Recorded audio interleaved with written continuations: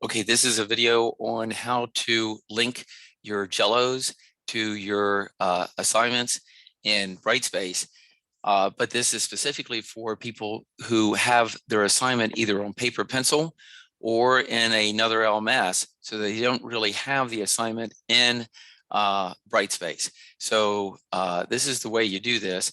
Is first of all, the college already has these Jellos or these general education learning outcomes created in our course. So we just need to bring them into our site.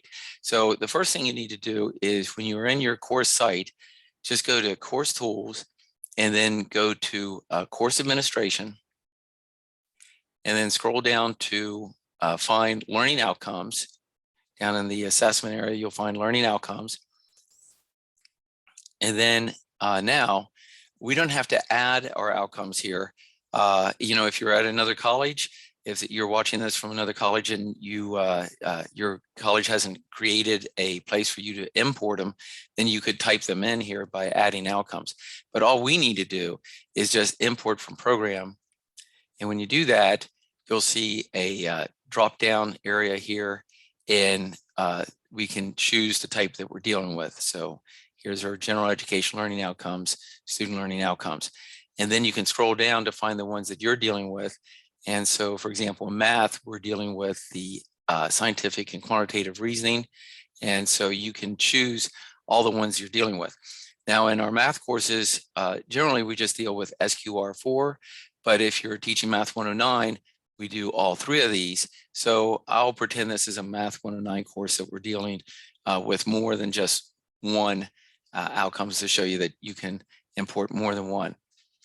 Now you have them there and you can link them to an assignment. So go back up to Course Tools and click on Assignments. Now you're not going to create problems and all that. Basically, this is just a placeholder where you're going to put in the grade from either a paper pencil assignment or an assignment that's on My Open Math or some other area. So we'll click New Assignment, and under the title area, you can type in anything you like, and then you might want to just, so you remember it, what general education learning outcome that's linked to. Down here in the grade area, just type in the amount of points that it's worth, either on your, if it's a paper pencil thing, or how many points it's worth on your My Open Math site. Then here, just put in the due date. You can type anything extra that you want in here and under description. And then here, outcome, this is critical. You link your outcomes to this assignment. So if you had more than one, you can click them. And I'll pretend that this one has more than one and show you what that looks like. Or you can just do one. So we save that.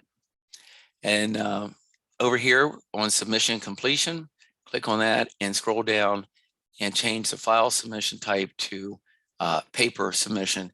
Even if you're just going to type in the grade, just call it a paper submission, and then just do save and close.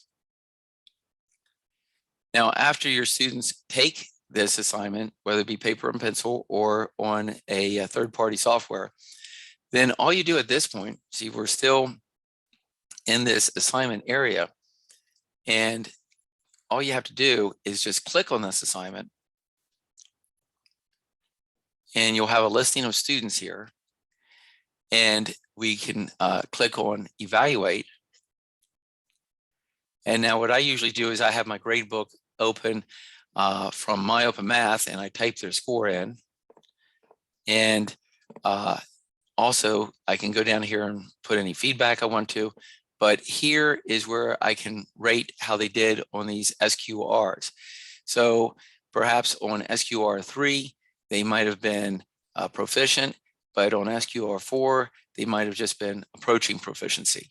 Then at that point, you publish, and then you just arrow over to the next person, put in their score, and put in how they did on the two SQRs, and you just keep on going through those.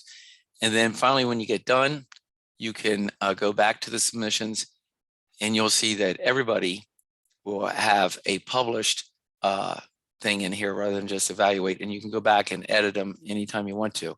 Also, if you have a large class, I have my default setting here to be 100 per page because some of my sections have about 100 students in them.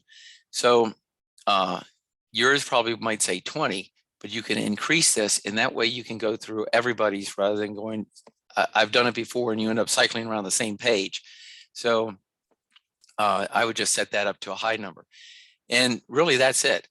Now, if you do have a really large class of 70 students, whatever it is, and you would rather not have to type in all their grades because their grades are already over in My Math Lab or My Open Math, on the next video, I'm going to show you how to download your grades on My Open Math and then put them into BrightSpace automatically so that you don't have to type in the scores. So anyway, I'll save that for the next video, and I'll stop this video right here.